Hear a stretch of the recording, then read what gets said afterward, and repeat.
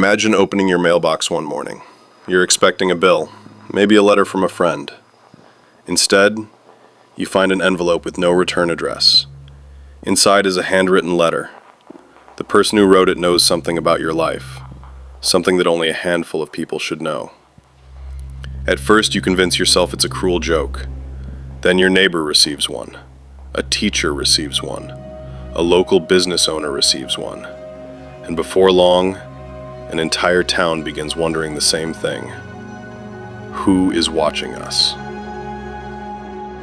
This is the story of the Circleville Letters. In the late 1970s, residents of Circleville, Ohio began receiving anonymous letters. They weren't random, each one seemed aimed at a specific person. The writer accused people of hiding affairs, keeping secrets, living double lives. Some of the information was public, some of it wasn't, and that was the part nobody could explain. How did one anonymous person seem to know so much about so many people? As more letters appeared, people reacted differently. Some threw them away, others quietly denied the accusations. A few became genuinely frightened. Because whoever was writing these letters didn't just seem interested in gossip.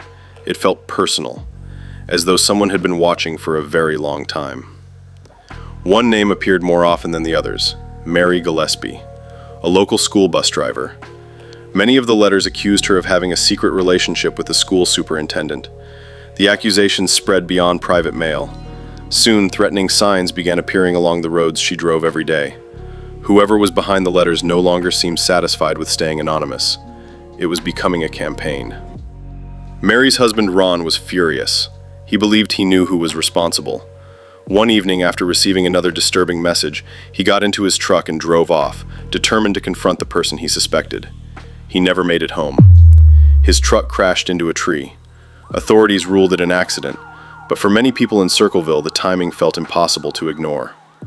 The letters didn't stop. If anything, they became even more unsettling. Months later, Mary was driving her usual school bus route when she noticed another threatening sign directed at her. This time, she decided she'd had enough. She pulled over and walked toward it. As she tried to remove the sign, she noticed something hidden behind it: a handgun.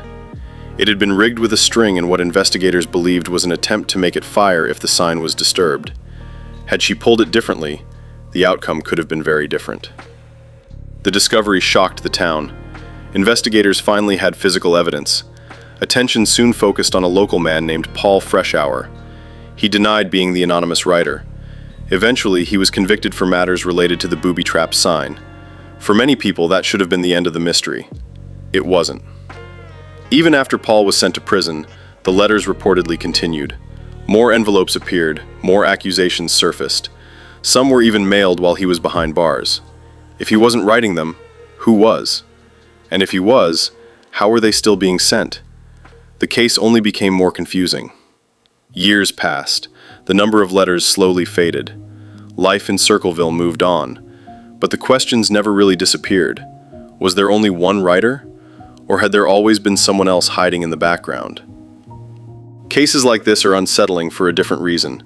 There were no impossible locked rooms, no mysterious disappearances, no secret government experiments, just ordinary people, living ordinary lives, until someone convinced an entire town that its secrets were no longer secret. The letters eventually stopped, but by then, Circleville wasn't the same town anymore. People questioned their neighbors, wondered who knew what, and even today, nobody can say with complete certainty who wrote all of those letters. Somewhere along the way, the mystery outlived the person behind it.